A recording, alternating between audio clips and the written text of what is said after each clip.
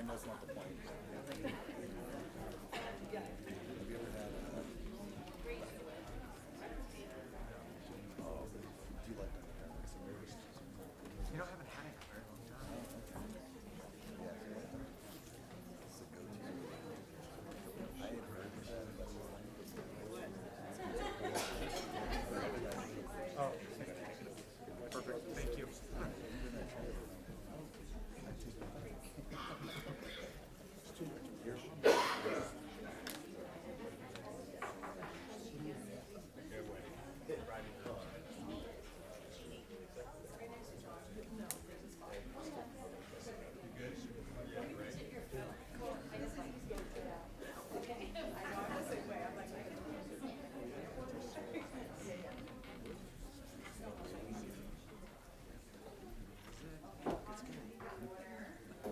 Again.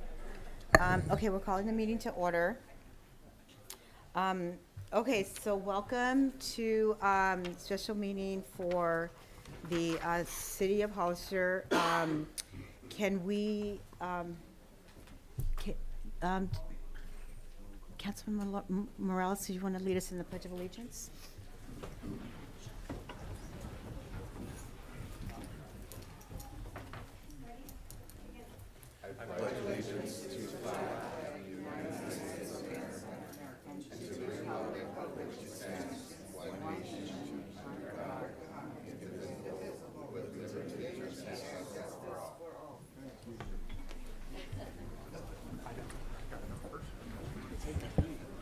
Okay, City Clerk, can we do a roll call? Vice Mayor Pache, Present. Councilmember Resendez, Here. Councilmember Morales, Councilmember DeAndre, Here. Mayor Stevens. Here.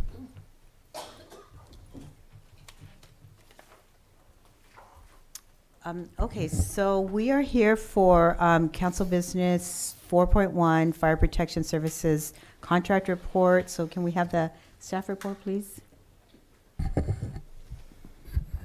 we're going to bring up the presentation in just a moment.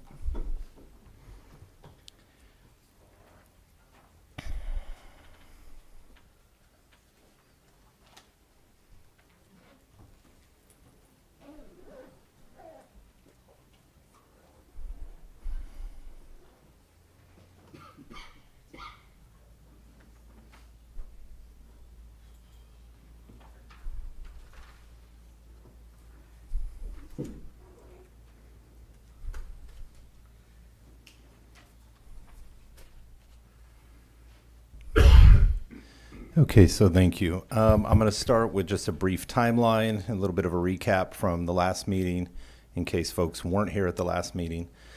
So since 2013, Hollister's provided fire protection services via contract to the County of San Benito and the City of San Juan. Since the inception of these contracts, they were renegotiated, so there's 3 agreements in total, with the last 2 in 2016 and the current one that we're operating under in 2019. On May 6th, staff provided a presentation regarding the fire services contract at the request of the Hollister City Council. And so that was requested originally as part of the fiscal year 23-24 budget. And so we worked that through and brought it back on May 6th. On June 4th, the City Council expressed the intent to issue a notice of termination regarding these contracts to both the county and San Juan. June 18th, we brought that back, and that received approval to issue the notices. And then a few days later, on the 20th, those were issued, which adjusted the termination date from December 31st of 25 to March 17th of 2025. And so the documents formally inform the respective agencies of the intention to terminate. However, the notices also indicated that the city was willing to work with the agencies in lieu of termination. A city staff then worked with the staff from both agencies to begin the work on renegotiating the terms of the contracts. On January 7th of 2025, the City Council created an ad hoc committee to negotiate the contracts and appointed Mayor Stevens and Councilmember Resendez to serve on this committee. Then 2 weeks later, on the 21st, the council directed the city manager to rescind both of those agreements, or those notices, excuse me. And by rescinding those notices, the contracts are now set to expire on their original expiration date of December 31st of 2025. And since these current contracts have provisions to extend an additional calendar year if the contracts are not terminated per the terms, they would need to agree to an amendment or issue a 270 to prevent them from rolling over an additional year. I have had some questions. If it were to roll over, there's nothing to stop. Let's say it rolled over and 3 weeks later you issue a 270 notice. Like, it's not a finality moment, but in order to, I brought that back so you would be aware of the potential of that contract rolling over. It's my role to tell you if a contract is going to roll over. If it is to roll over, you can still negotiate and you can still issue a 270. Concurrently to the negotiations, the three jurisdictions have partnered to conduct a fire district feasibility study with the city of San Juan serving as lead. The city issued a request for proposals for the study and recently awarded the contract to Baker Tilly. Last week, the meeting of the jurisdiction staff, kind of just a check-in with the contractor, meet and greet meeting, was held, and it will be coming to the fire protection advisory meeting to start that feasibility process on the 27th. And so the project will be overseen by the committee, which is comprised of 2 elected officials from each of the 3 jurisdictions. Since the formation of the ad hoc committee, negotiations have been underway. As a result of those negotiations, the ad hoc committee finalized a set of proposed terms for both the county and San Juan. This Monday, on the 17th, these amendments were presented to the City Council, and approval to accept the proposed terms was approved via consensus. So as for the proposed terms, and I've summarized here from the amendment, would be to extend the agreement from December 31st of 25 to June 30th of 28. The termination clause updated to only allow for termination of lack of payment. Payment schedule aligned with the fiscal year instead of the calendar year. And this is for the county. And for the fiscal year of 24-25, the annual rate for fire services shall be increased by 1.1 million to a new rate of 3.37 million for this current fiscal year. So that would basically up the amount for this year, and then we would go back and back bill on the next time we invoice after it was signed to be brought up whole, and then we would go forward from there.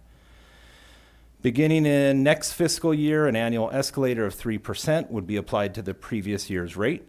And of that 1.1, 214,000 of that would be allocated for the reimbursement of annual lease payments for 3 pieces of equipment that are listed here.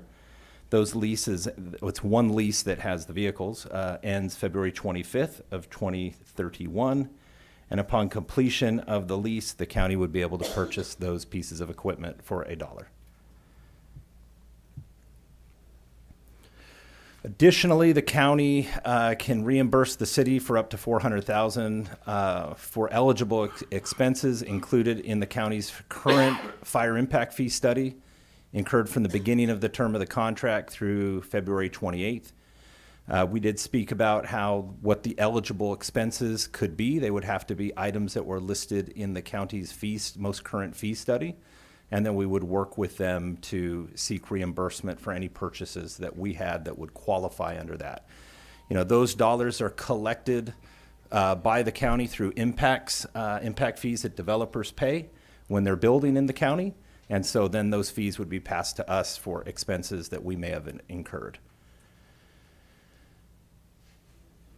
And then any ownership of equipment that is reimbursed through this provision would be transferred to the county and would be operated and maintained by the city. And then we would be working with SCR 911 to reimburse to go through the ambulance costs or the ambulance 911 costs and any costs that may have been billed to the city since the beginning of this contract term would be reimbursed. We're still working with SCR 911, so there's not a guarantee that they charged us anything in there. They've had some work that they're doing to clarify the ambulatory costs, so we wanted to have something in there that would cover that. The county and the city shall collaborate with 911, the 911 dispatch center, to develop and implement protocols that effectively prioritize emergency service calls within the county. These protocols aim to reduce unnecessary public service calls, false alarms, and long-distance resource dispatches. There's already a matrix in place. The parties would work together to review that. And then in non-exigent circumstances, as determined by the dispatch protocols, EMS ambulances may be dispatched without accompanying firefighting resources. So we would work together through the fire chief to look and work with 911 on how all of those calls are dispatched. That is something that's in here, and the chief can speak to that if you have questions on that. I think we touched on that last time. The city shall bill the county quarterly per the city's current fee schedule for time worked related to development review and inspections. So just ensuring, we just went through a fee study process. Our new fees go into effect April 7th, and just ensuring that we get reimbursed per our fee schedule, regardless of what the county collects. So if the county's collecting for, let's say $100 for a fee, but our fee schedule is $150, we would bill $150. The county's looking at redoing their fee schedule currently. The county designated engine at Station 3 to provide no less than a 2-person response to all incidents, and the staffing levels within the city of Hollister and any other applicable jurisdiction, unless otherwise contracted, would be at the discretion of the city.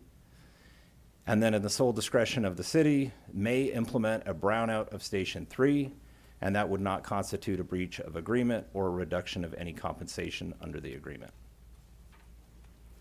So the county of San Benito had a meeting Tuesday. We met Monday, they met Tuesday, to review the proposed terms. And at that meeting, they gave their staff direction to return to legal, do a review, and returned amendment number 1 for review and possible approval.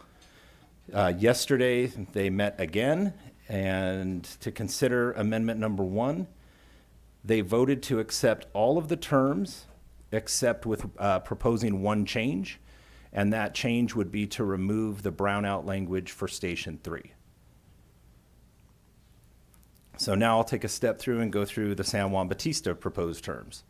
So again, extending the term through June 30th of 2028. Termination clause, again, updated for only for lack of payment, tweaking the payment schedule to align fiscal year versus calendar year, and then to provide a new an increase in the annual rate of $150,000 to a new rate of $418,279, and then an annual escalator of 11% being applied to the previous year's rate.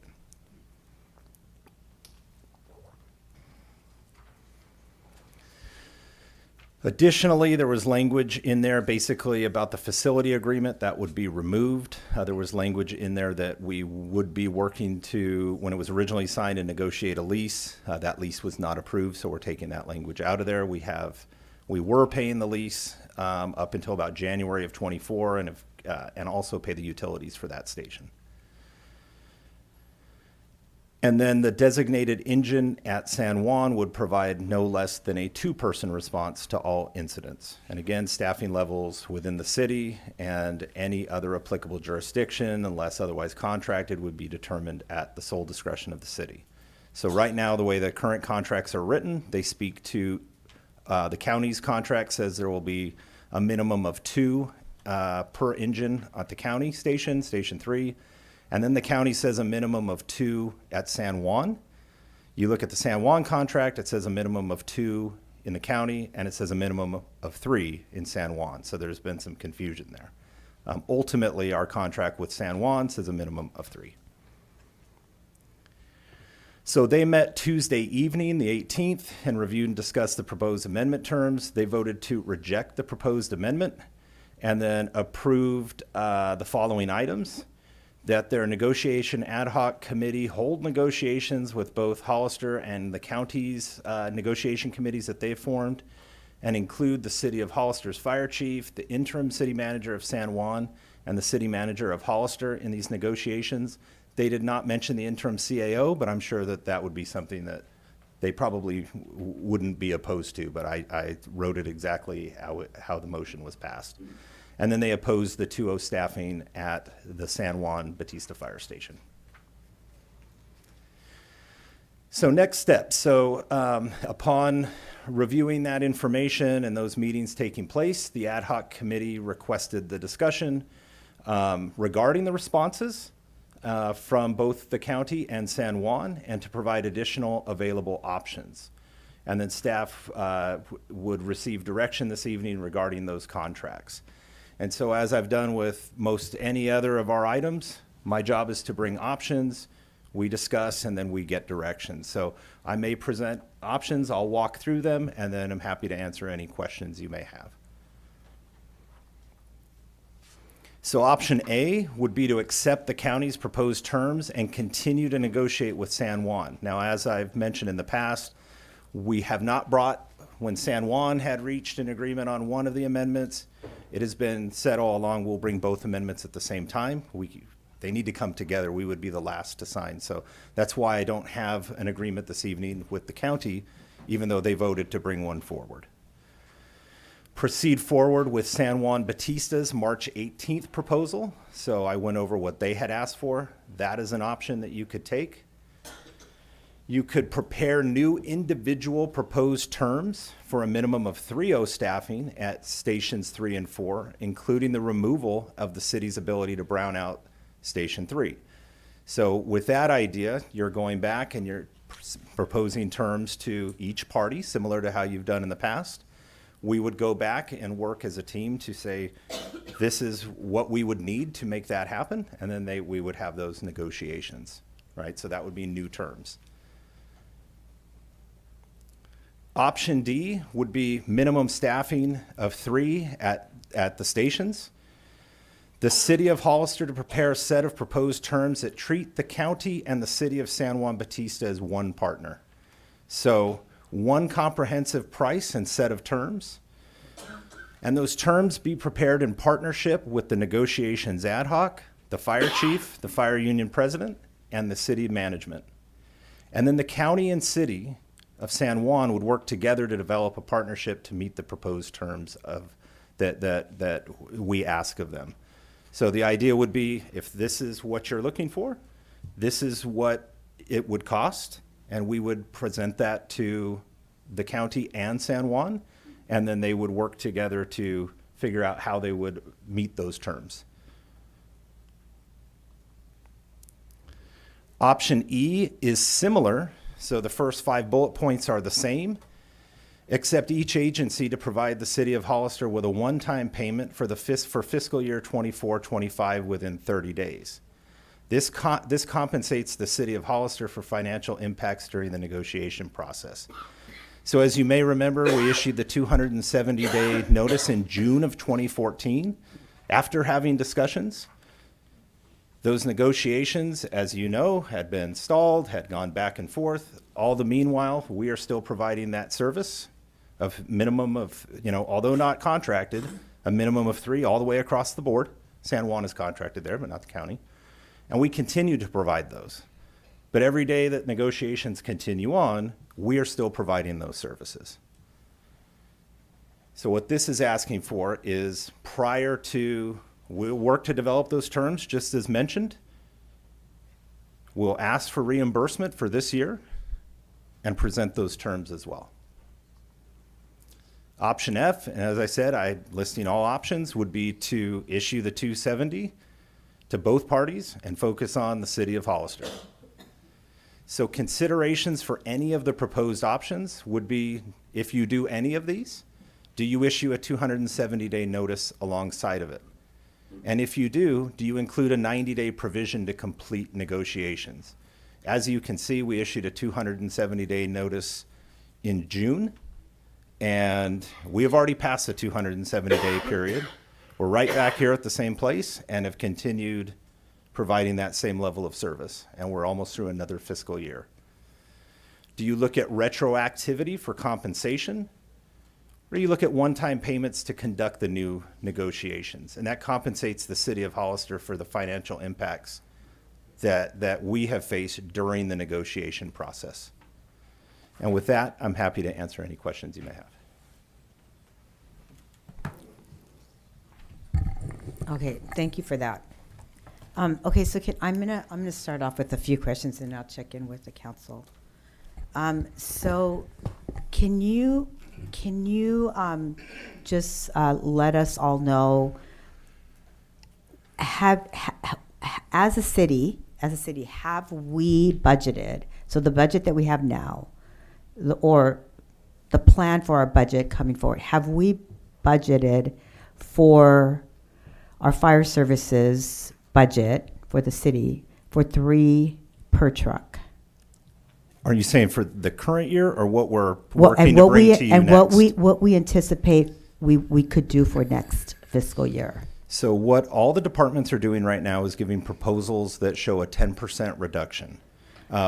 What has happened in the past that I had mentioned at one of our budget meetings is I had asked all departments in probably the beginning of Q2 to give me 10% proposals then, and we made some adjustments at that point. The fire department was not asked to do that.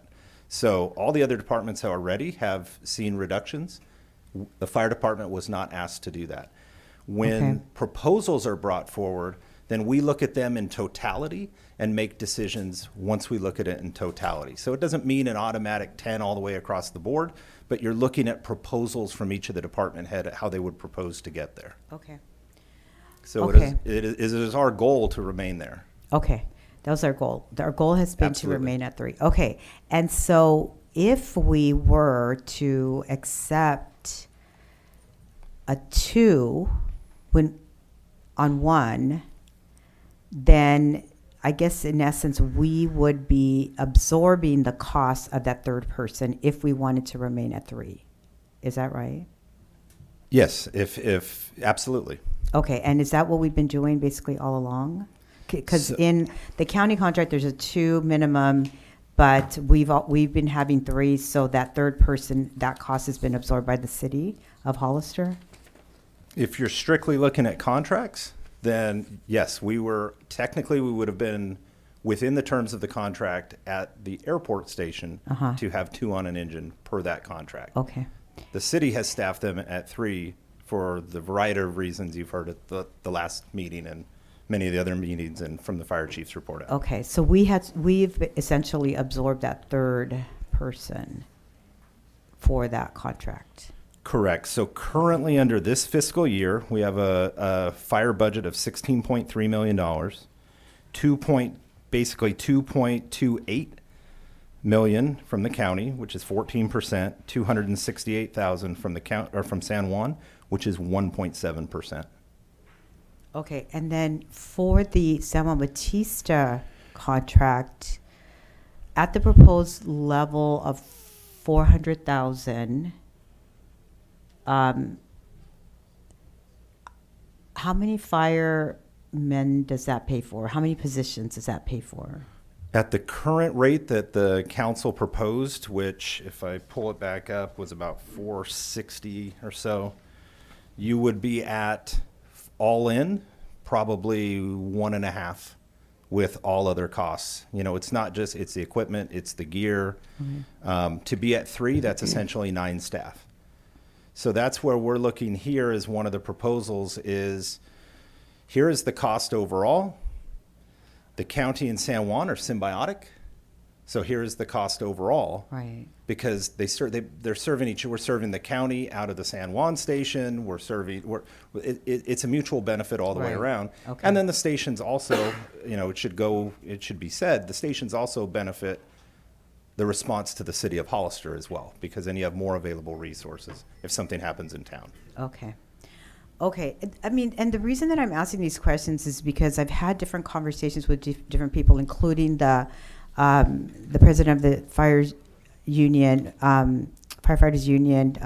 Josh Placetta, and we were talking about this idea of, how we can move forward with being able to keep the 3, and essentially it just really comes down to the funding of it, and if we have money to cover that, we will cover it. If we can't, if we don't, then we can't. That's like kind of the basics. So if we are getting from the majority from the other contracts enough to pay for only 2, then we would essentially be absorbing that third person as a city if we wanted to keep them at that third person, right? Correct. We would be okay. So what I'm thinking is that if we move forward with this idea of 3 and we as a city cover our portion and are able to cover that for the 3 person, the expectation should be that the others, our partners, then should cover the cost at that same level for the share that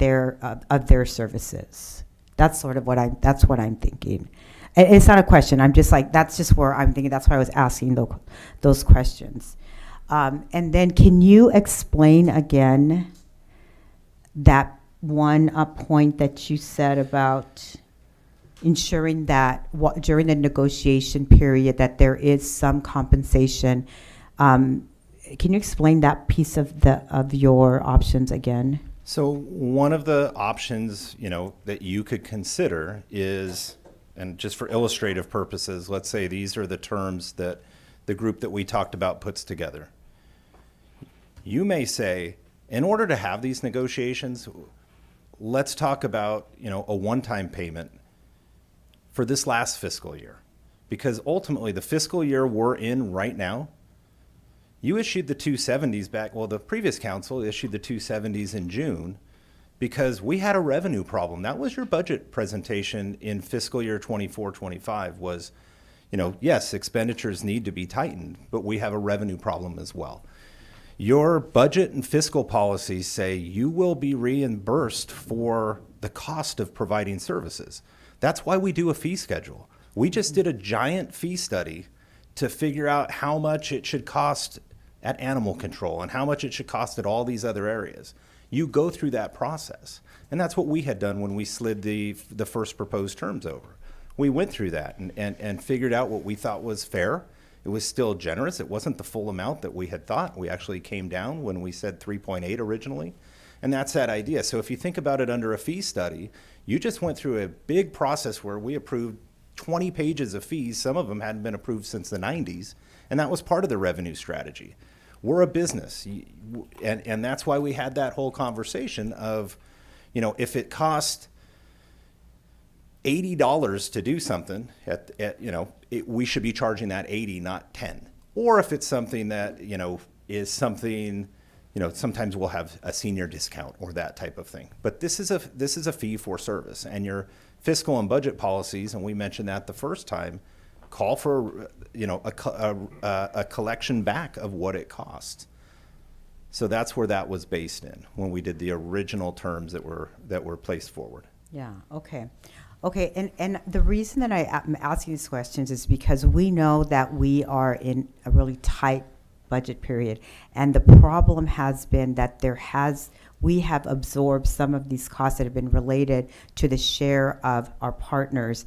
And what I want to make sure moving forward, because I would be willing to support the 3-person truck because I think that's important. It's part of what we're hearing from our firefighters, that they need to be the safest. And of course, more people is better always. However, we cannot cover the costs for our partners for that level of staffing. So if we can all agree and we all are willing to pay our fair share, then I think that's a good place to go. I think we can agree to do that if we cover the portions that are for the service of the city of Hollister and commit to that. But then we need our partners to come along. So it's going to be important that our partners agree with that, and then everybody has to be at the table and agree on the same level, because we can't have one contract that says 2 and one that says 3, and then we're doing something different. We have to have the same staffing model.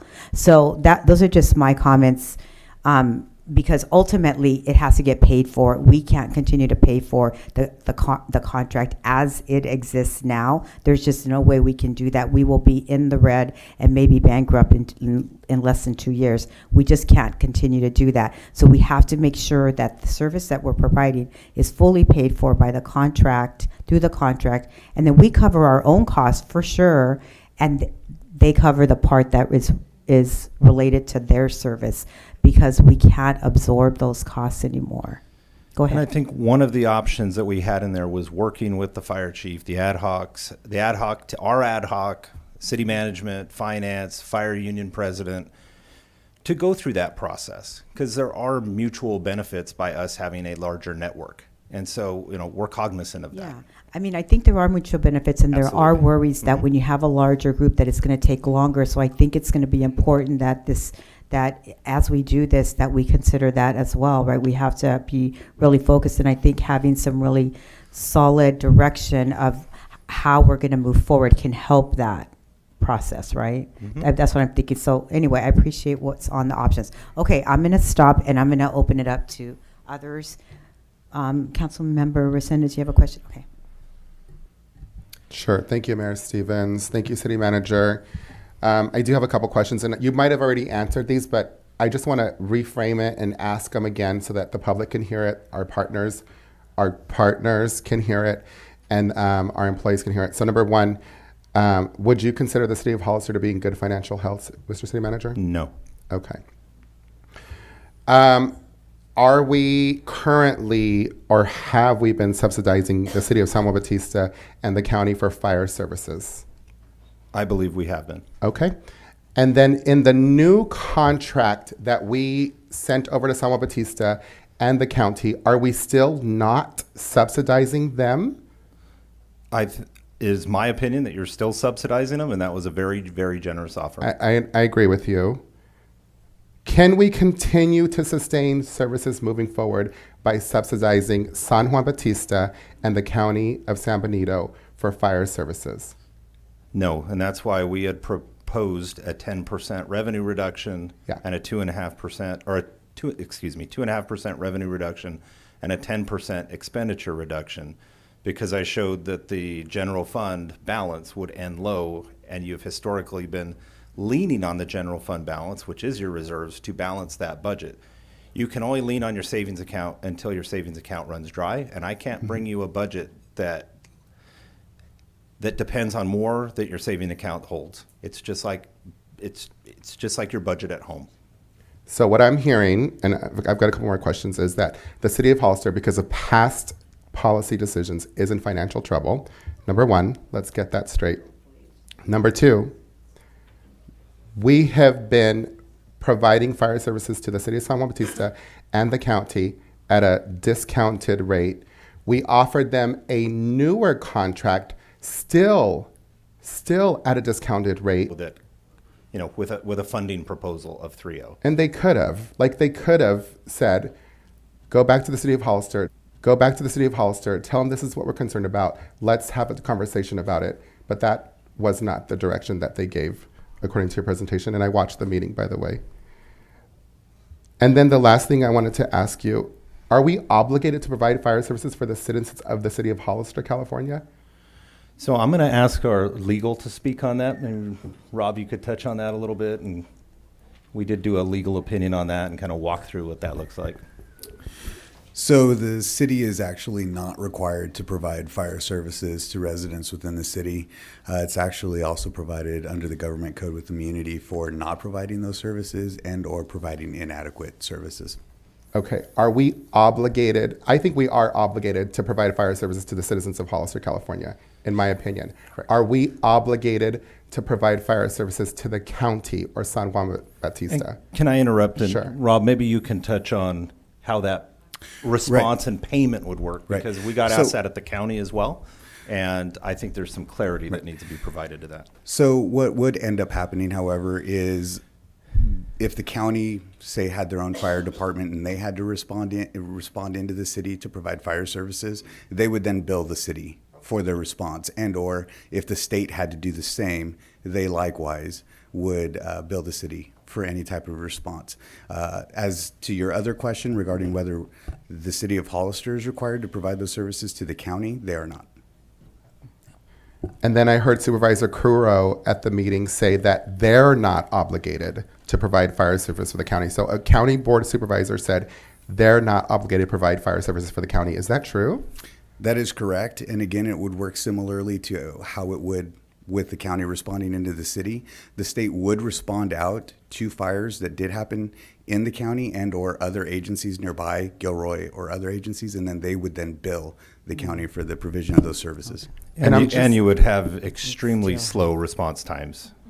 So there's no way around just saying, well, we don't have to provide it, so, it's free, right? I mean, you're going to pay for it. So you have to. And then I would just assume that the person providing the service to these neighboring jurisdictions is going to be the person determining the cost of that service. That's correct. Okay. That's my questions for now. Thank you. Okay, thank you. Questions on this side of Councilmember Pichet? So I heard Councilmember Resendez mention that subsidy word with regard to the city providing services to the county in San Juan Bautista. And I've heard some pretty large numbers being thrown around. There was a meeting not long ago where Councilmember Morales threw out, I believe it was $11,000 a day. Just kind of a number you might have thrown around. It was, based on the budget presentation, it was a little under $11,000, so it was 10,000 something Per day, per day, yes. per day that the city is subsidizing county and It's San Juan contributing Bautista? to the services that are not being reimbursed. Okay, thank you for that. And I heard another number from city manager. If I may, and just to add some clarity to that, just kind of where that number came from. So when we provided, originally, when we had the original discussion, I was asked to crunch the numbers different ways. And what we did is we looked at the percentage of time on calls. And when we did that, we went off the 23-24 budget, which was, call it $14 million, just a couple $1,000 less. We then prorated out the time of calls and kind of worked backwards, and that delta was $4 million. And if you divide 4 million by 365, that was the per day figure. Now, granted, that was on a $14 million budget. That was on a different year of data. So each year the data could be different. There could be less calls to the county, more to the city. But that percentage, I mean, our budget is up to 16.3. Now, one time is 600,000 for the chassis payment of the tiller truck. So if you take that out of there, that's kind of the rise in the budget. It was just over 10% this year. So that figure of 4 million and 10,000 a day and all of that, that was based on a $14 million budget. That's how long we've been talking about this. So what would you say that figure is today? So we would have to go back and crunch all the call time data, but it would, if you even look at, there's different ways of doing it per call time. We've had suggestions of per capita. Part of that whole process, we added into the fire feasibility study because the feasibility study is going to give you a path forward on a district, different options for a district. But we also added the ability to have them study how should this cost be shared if we don't go to a district. The district has a lot of different moving parts, and ultimately the voters have to pass it. So what happens if the voters don't pass it, right? You can look at, even coming up with a per capita versus call time versus per call, you get different opinions on all of it, right? And that was the point of it, is let's take that off the table because everybody's pointing at each other saying, oh, no, I wouldn't do it that way. Don't do it that way, right? And let's have the experts tell us, do you do something each year where at budget time we look at the previous year and have some sort of formula and then we all agree to it? We do that with integrated waste, right? We sit down and we look at all the different funds that come in and the population and all of that, and then we split the costs. We just got our budget for integrated waste that I'll turn around and build into this year's budget. So we asked for that, right? You're not going to see a lot of discussion on that when other parties are getting an amazing deal, right? And so we'll let that keep going. So as we go through this process, we had asked and gotten permission, and it's in the contract. Let's look at how we study that as well. So then it takes all of the hurt feelings off the table, and we have some independent metrics. And who knows, folks may not agree with what comes out of that study, but at least what comes out of that study is independent and not, coming from 3 different parties. But it's somewhere between $10,000 and $11,000 a day, just any way you slice it. It's costing us money to provide fire services. Yeah, I mean, you're at 16.3 million. County right now is paying 14%. San Juan's paying 1.7%. The proposed deals that both parties either flat out rejected or had concerns and amendments to would have, had they accepted them, moved that total to 21% county, 2.6% San Juan Bautista. So you still would have been at 23.6% of the total budget for the entire program. Would that have brought that figure down for city taxpayers? Well, that's about 25%, so without pulling the calculator out, that'd probably bring that number down $2,500, right? Because if that number was based on 4 million, and this new offer was 1.25, so somewhere right in that range. So we're still subsidizing the county in San Juan Bautista for fire services. We're all getting a better deal because we've got a great team. They're providing services to a much greater area. So the city taxpayer is still subsidizing $7,000, $8,000, $8,500 per day to provide services for the county and to San Juan Bautista. Yeah, roughly. I mean, that's where I want to get to the study telling us how to calculate it, because then that becomes the agreed upon term rather than an opinion. Okay. But I think any way you slice it on a $16 million budget, for your partners to be paying 15.7% of that, I think it's a fair assumption to say that we are contributing much more to the size of the pie than our partners. Okay. I had some concerns about that 0.6 number, like 0.6 fire personnel per 1,000 residents, and how dangerously thin that is. To Council Member Resendez's point, I don't know if Chief Golding could even speak to this, but if we did provide services just to the city of Hollister, I'd like to know if we could retain every fireman or woman that we've got, fire person. Could we keep them all and not provide 1,388 square miles of coverage and just, 9 square miles of the city? Could we keep all of our firefighters? And then where do you think that number might go? That 0.6 it would have to go up a little bit, even though most people live in the city. So yeah, that number would go up. I don't have a calculator to run the numbers, but in answer to your original question, could we retain everybody? My proposal would be to retain everybody.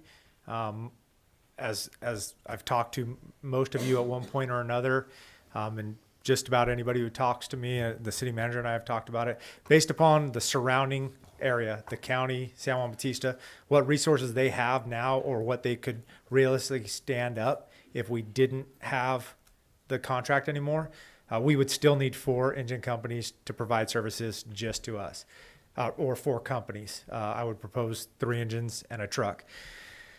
If there was a stout system around us, as has been pointed out over the years of what the county should have increased, what we should have had, I would say probably more in the line of 3 companies, but that's just not in place around us. So my recommendation would always be, as I think somebody pointed, I think maybe the mayor pointed out earlier, more is better. That 0.6 that we have currently would jump up, but it would only jump up to 0.7.5 or 0.8. It's not going to jump up to that 1.5 to 1.8 that we should be at. So my recommendation, just like my recommendation at this point here, and I've made it clear to the city manager, is my intention through this whole thing, once we sign these contracts, whatever the contracts say is, it's always going to be my intention to staff 4 engine companies with 3 personnel until I'm directed not to.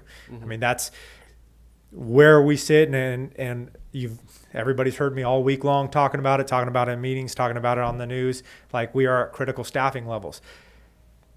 But what we could sustain, there's budget issues, and that's why the dollars and cents that we work out through these contracts are important.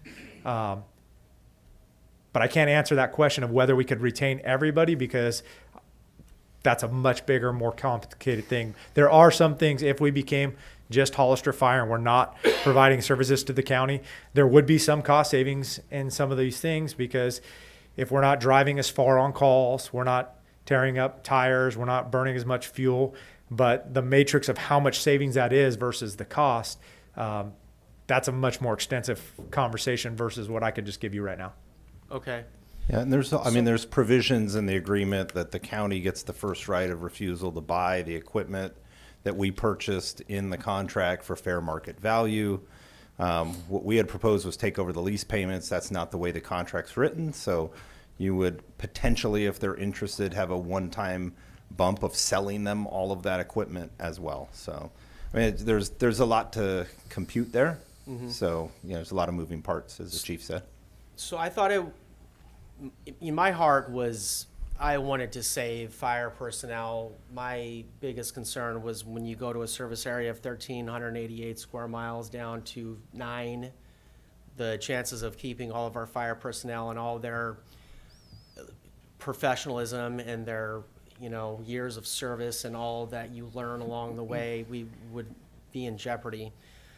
But when you look at this contract, I thought it was pretty more than fair. I thought it was pretty generous. That's in my thought. That's what I was thinking.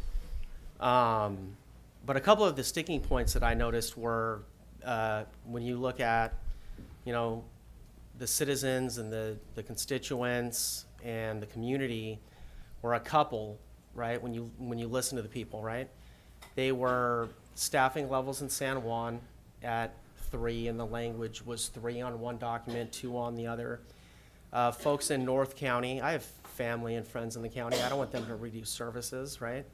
I don't want a gal to lose her eyesight because she didn't get enough oxygen to her brain at school. I don't want you to have to jump through a window and not know if there's somebody behind you. But so browning out Station 3 was a main sticking point, and I met some of the guys out there. They're pretty amazing, very professional. Another sticking point was the staffing levels. The city manager had explained that modifying staffing levels would be under extreme circumstances. Browning out Station 3 would be only under extreme circumstances. But let's just look at the minimum staffing levels.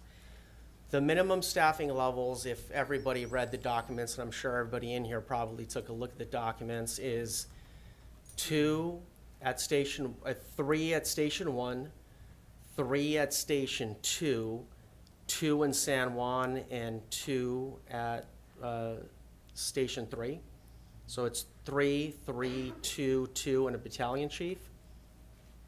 That's the minimum staffing level? Are you asking for the proposals, what were given to the county in San Juan? Yeah, the or new contract proposal. that was what was proposed. Okay, that's a minimum. That's in dire circumstances, just to No. keep us out of the red. It was proposed as a minimum. So your minimum staffing level for the the airport and for San Juan, the way that the amendments were written, were a minimum of 2.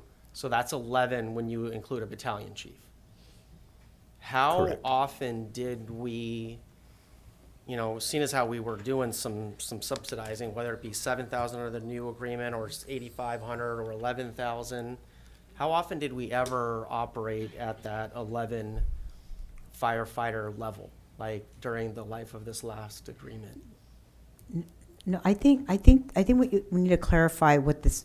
So I'm getting like a little bit confused about what you're asking, Councilmember Perche, because I think essentially, this is my understanding, and Chief, please correct me, please let me, and if my understanding is not right. My understanding is that what's on the contract is the minimum staffing level. But when you are staffing the firehouses, they staff them the same. Everybody has 3, 3, 3, 3. You can't, like, if the minimum is 2 and somebody's only willing to pay for 2 and that's what they're paying for, if we choose to go 3, then we got to do 3 in each house. Everybody has the same level, and then we absorb those costs. So if we want the standard to be a minimum of 3 at all the firehouses, we have to be able to pay for that. So we wouldn't do like 2 in one, 2 in another, and then 3 and 3, right? Is that right? It would be the same at all of them. We would staff them the same. So the contracts allow for a minimum and to have some stations have different staffing levels. But as I stated here, and I've told the city manager, it's my intention until I'm directed otherwise, all 4 stations will have 3 people on They their should have rigs. 3, yeah. And so I'm thinking that, so again, like I keep going back to the same point over and over. If we are willing, if we want the 3, we have to pay for them. If we are willing to, as a city, to pay for 3, and we want our partners to pay for 3, then they need to be willing to come to the table to pay for that too. So that's I'm just gonna like keep reiterating that point. That was my point. When we went through a training, right, with all staff. And when Chief Golding went through his presentation, he said that what he would like to see and what the firefighters think is absolutely like necessary, we were at 17. That was 4 at each station, plus a battalion chief. And I hear we're getting that new truck, and we're probably going to need at least another firefighter for that. The staffing level that we have been providing for the last few years has been 13, and the minimum is 11. I was just wondering, how often did we ever get down to 11 from that 13 that we've been operating at? Even though we are subsidizing to get to that 13 number, how often do we ever? So our standard practice has been to fill every engine with 3 up until now. So only upon rare occasions somebody gets hurt and has to go off duty, or if we deployed out on a strike team and hire backs. Other than that, we have generally always staffed 3. So if somebody takes a day off, even though it says minimum staffing is 2, we would hire back somebody to backfill behind them. So we generally stay at 3. It's only in extenuating circumstances that we happen to drop down, and those are generally only for a very short duration, a couple hours, or until the morning. So I really am, clearly more than just all of us in here are watching this. Yeah. Okay, thank you. So my point is that I really feel like this was a really good deal. I feel like this was a good, attempt at the contract, and I feel like we were offering good service for a good value deal price, because we were at the staffing level of 13 and the contract stipulated it was 11, even with the language in San Juan Bautista being 3 or 2. So that's all I had. Okay. Councilmember Morales? Yes. Thank you. I'm gonna just restate my concerns for those that are new to the situation. So my concern is the safety of our community. Obviously, if San Juan Bautista is also very concerned about the safety of the community and the staffing level, so that our staff don't get hurt. I also want to point out that there is an impact to the department. There's an impact to whether people decide to stay or go, whether they want to choose to be here, and knowing the uncertainty and unpredictability of what might happen in terms of their jobs and their livelihood or their safety. That has an impact to the department. People can choose to stay, people can choose to go. I think we also have to be cognizant of that. I am very concerned about the staffing levels at 0.6. We know what happened in LA with 0.9. If the recommendation is 1.5 to 1.8, we're definitely nowhere near that. The impact in terms of the contract with mutual aid support, either way, if we have CAL FIRE help us, we're going to pay. There's a lot of issues right now for those, and we know from the general plan that we have about anywhere from 55 to 65% of our entire community commutes, whether they commute to Santa Clara or Monterey or elsewhere. A lot of those people are on the road. There's a high probability that they're going to get into a car accident. that is going to be really important. We also live in a high fire and flooding zone, and we've seen that in the last couple of years.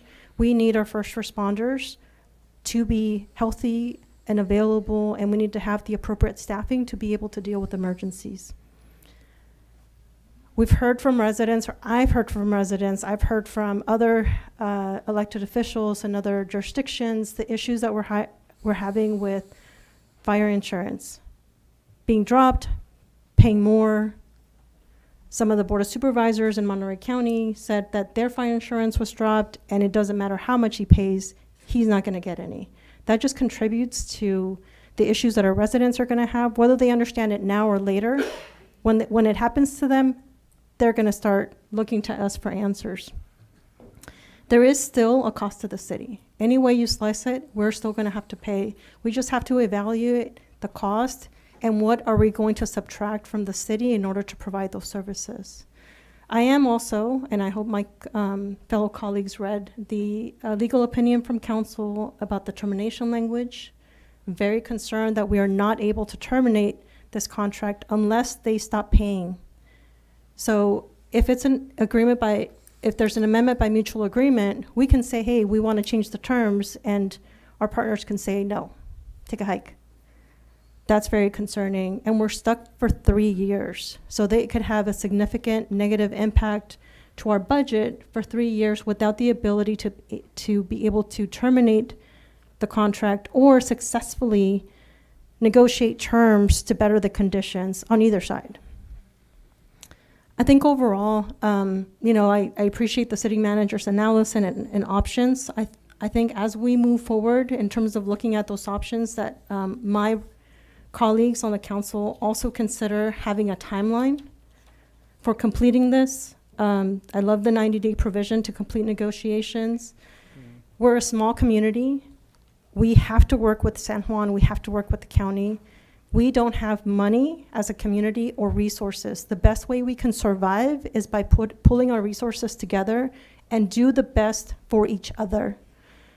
Having said that, I think we need to do traditional negotiations, which is here are the terms which we think are best for our community, slide that across the table to our partners and say, here's what we believe we should do for our community, for our staff, for us to be able to address all the issues that we know and see what happens in terms of our partners' response to that negotiated proposal or to that proposal, and really fully negotiate, having the subject matter experts at the table, which include the fire chief, the cities, the union president, because our staff also need a voice at the table. They are the subject matter experts. We can't play with their lives. We can't play with their families' lives. We can't play with our community's life. This is something where everybody should be at the table to fully express what needs to happen and the consequences.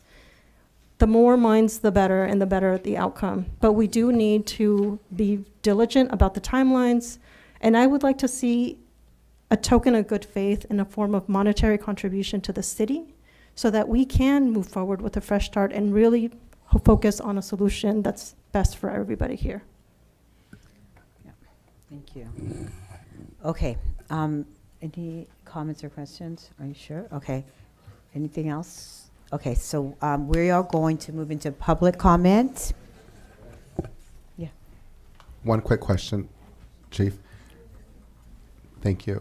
So to the Vice Mayor's point, we've been staffing at 3, but sometimes there's 4. No. Is there not? No. Like, is there a battalion chief or a fire captain at a station that makes it 4 personnel there? No, so our staffing levels are 3 per engine, and then there is a battalion chief that runs the shift. So 2 firefighters and a battalion No, chief. they're on their own vehicle. They Got it. oversee the whole entire area. Okay. So it's not a 4th person on any apparatus. It is merely the supervisor, basically, of the entire Got shift. it. Thank you. Mm-hmm. Okay, so we're going to go into public comment. Let me just read the blurb.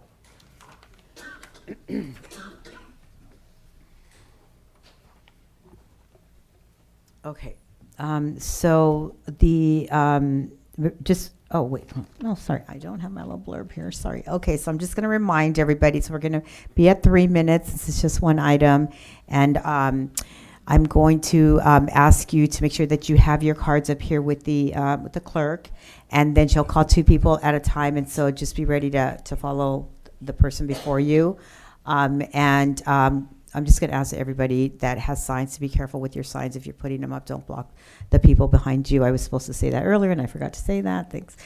Even the city attorney reminded me. Okay, so let's go ahead and get going with the city comments. Thank you. Elias public Salinas, comment. followed by Joe.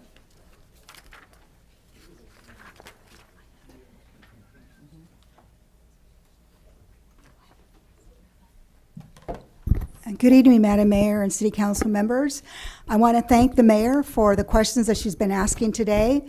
It looks like you have some meetings and you've been doing a little bit of homework. Yes. So I don't know if any of you have ever leased a vehicle, but I'm aware that when you lease a vehicle, at the end of the lease, you have the option to buy it. Not for $1, but for the value of the vehicle at the time. Right now, this contract says that you're willing to sell it. You're willing to sell it for $1, regardless of what the value is. I would suggest you strike that and you put, if you want to sell it, or keep it, but it's going to be at the value that it is at the time and not for $1. It could be worth more, it could be worth less. You don't know. Going back to the table and just renegotiating, take everything off, go back, don't even include the experts. It's unreasonable, and no one can bring any logic to the reason why you had 2 council members and 2 supervisors without any experience whatsoever with running multi-million-dollar businesses, much less running a fire department. You can't ask a question of what it costs to run a fire department if you don't have the experts at the table. You have the city manager, you have the finance person, and you have the fire chief. Those are your experts you need at the table. San Juan Bautista, they were able to have a deal because they had Friels, who happens to be with CAL FIRE, or was with CAL FIRE. So that was their expert who knows what he was talking about when he was doing negotiations. Do not let San Benito County fool you that they have no money. San Juan Oaks Development donated the land out there and gave millions of dollars to San Juan Bautista to start a fire department, and they took that money that should have gone to fire safety and they put it into the general fund. That's shame on them. And it's costing you, the city council members, to feel sorry for them that they don't have any money. They mismanaged the money because they put it into the general fund. That's a one-time money coming in, and now they don't know what they're going to do next year for the budget, but it didn't go to the fire department. Now you have Prop 172. It's been asked to do an audit. Where is that money going to? Where has that money gone? Because that money is for public safety. That's for the fire department, that's for the police department, and that's for the sheriff's department. You, the city council, should be asking the county, where is the money from Prop 172 that went directly to the police department and went directly to the fire department? You need to ask questions because the county has money. Thank you, Ms. Salinas. Next speaker. Joe, followed by Can Suzanne we, Ho. I'm going to really ask everybody to just refrain from clapping. We just need to move on with the speaker and not, let's just keep it kind of quiet in the chamber so that we just have our speakers speak. Thank you. Good evening, council. It's been a week since I learned about the Monday meeting, maybe a little bit less than a week. I don't remember the exact day, but it was not that long ago. It's not enough time, not enough information. I learn pretty fast. I know I do. And as much as I try to pretend it's not true, when talk about politics, I know I'm smart, but I try to not bring that into this because I want everybody to. I want to give information to other folks. I want it to be about other folks. That's the most important thing as a populist. I feel like that this was rushed, way too fast. Excluding the experts, the people who draw the budgets and who know about firefighting and all that. Those people who are literally the chief of the fire department. I mean, How can you keep him out of the ad hoc committee? I don't understand that decision to keep the chiefs of our of the Cal Fire Department and the Hollister Fire Department out of the ad hoc committees. And I know that I see it, and I saw it in Chief Goulding's eyes on the Thursday meeting. He's concerned, and I'm smart enough I'm smart enough that if the fire chief looks concerned, I'm concerned. Smart enough to take direction from that. As a constituent, as a resident, and as an American, I want you guys to have a town hall with all relevant officials. I want you guys to create some time, put all the relevant officials, the city manager, the fire chiefs, if they so desire, all the relevant officials behind a microphone at a town hall where the people can learn about this. If I haven't learned enough about this, I'm sure a lot of folks haven't either. No way to know for certain, but I'm pretty darn sure. Put the chiefs and the city manager on the ad hoc committee. That's non-negotiable. That's just common sense. And to submit a resolution demanding San Benito County put the chiefs on their ad hoc committee as well. These are things that we need that are basic steps. You put your experts on the ad hoc committee. The time for talking about this, for rationalizing, for justifying what's going on here has passed. The outcome of the decision has yet to come, as the decision has not yet been made. If you act tonight, and if there are any adverse outcomes, I promise you this, you cannot talk your way out of the substantive, verifiable evidence of attributable action. The county supervisors will answer for their actions at the ballot box individually. I don't know who among you wish to join them tonight, but if you can, buy yourselves some time to explain what you're doing, and as well to give the people time to learn about what you're doing and why you're doing it. I strongly suggest you do so and to put the experts on the ad hoc committees and at behind the microphones at the town halls. Thank you. Thank you, Joe. Next speaker. Suzanne Howe, followed by Fallon Gray. Thank you. For the record, that's Howard. So I haven't spoken for the city council in a long time. The last time I did was for this reason, saving our city, our county, and our firefighters. So I'm sad that I have to be here again less than 10 years later, feeling like I need to talk about this. And I'm just going to ask, what in God's name makes it okay for you to put the lives of our firefighters and those of our loved ones and neighbors on the line for the sake of money? Cities and counties are nonprofit government entities, and taxpayers give money to these entities to aggregate and allocate, not to hoard it or to get in pissing matches over how we're going to use it. Taxpayer money is meant to be spent on the taxpayers. We, the taxpayers of the city and county, want you to spend the money taking care of us and our firefighters. I'm in education, and when we have to make cuts in education, we say as far from students as possible. Anything that needs to be done, any cuts that you brought up when we talk about budget for next year, as far from public safety as possible. So secondly, I echo my son, Joe. Why are those people in charge of fire departments being left out of these committees? And I appreciate that one option D that has more people involved in that decision making and what Councilwoman Morales said. But why would experts be excluded except for what can only be construed as suspicious reasons? Why? So I'm asking that you start over with the proper financial officers, experts in the field, labor leaders, and impartial observers. Thank you, Ms. Howard. Next speaker. Fallon Gray, followed by Mia Casey.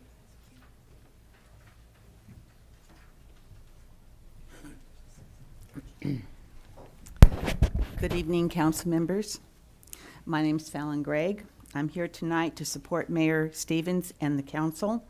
Last November, they were overwhelmingly elected to reverse the damages inflicted by previous councils. Financial mismanagement and lack of oversight over several years have left Hollister in dire financial hardship. The lack of appropriate impact fees from developers and a financially burdensome contract with Firefighters Union has put a severe strain on the city's budget. Mayor Stevens and the new city council have been eager to work collaboratively with the Board of Supervisors to resolve the contract issues to everyone's satisfaction. However, the city is not in a position to continue to subsidize a third fireman position with San Juan Bautista or the county. They will need to come to an agreement together before the city can continue to work on negotiations. Mayor Stevens and council are to be commended in their effort to work with both the Board of Supervisors and San Juan Bautista. In tough financial times, everyone needs to be willing to work together, tighten their belts, and make sacrifices for the good of the communities and the county. Mayor Stevens and council members are doing exactly what they were elected to do, make the hard and often unpopular decisions needed to maintain the financial health of the city. I have full confidence Mayor Stevens and council will continue to work collaboratively with all parties and a viable solution can be reached. Please continue doing what you're doing. I applaud you all. Thank you, Ms. Gregg. Next speaker. Mia Casey, followed by John Casey. Good evening. I feel cheated because last time you made me do this in a minute and a half, and now I wrote a minute and a half speech and I got 3 minutes. So I welcome you to do either. Thank I you. appreciate it. Yeah, thank you. First, thank you. I'm encouraged by hearing the discussion now, but it's a little confusing to me when you've been negotiating for 3 months that now we're having this dialogue, but it is encouraging. So thank you for that. The city manager and fire chief, they showed you that we're subsidizing the county by nearly $4 million. And Councilmember Resendez, we all remember that you pushed the termination clause forward last May, and you said enough is enough, the county needs to pay its fair share. So we're paying $4 million, but this contract you've brought out is for like $1.1 million that they're going to bring forward.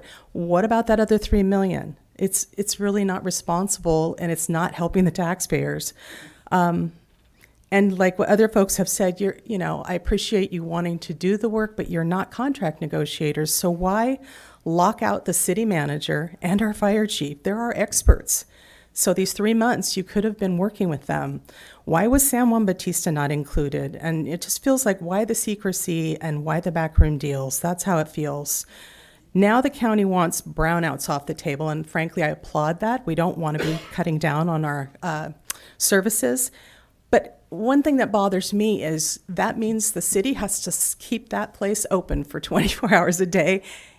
And the county didn't actually offer more money for the county service increase they're going to be getting. So that's a question you might want to be asking. If they want the brownouts off the table, shouldn't they be ponying up a little more, because it's going to cost more to keep that running?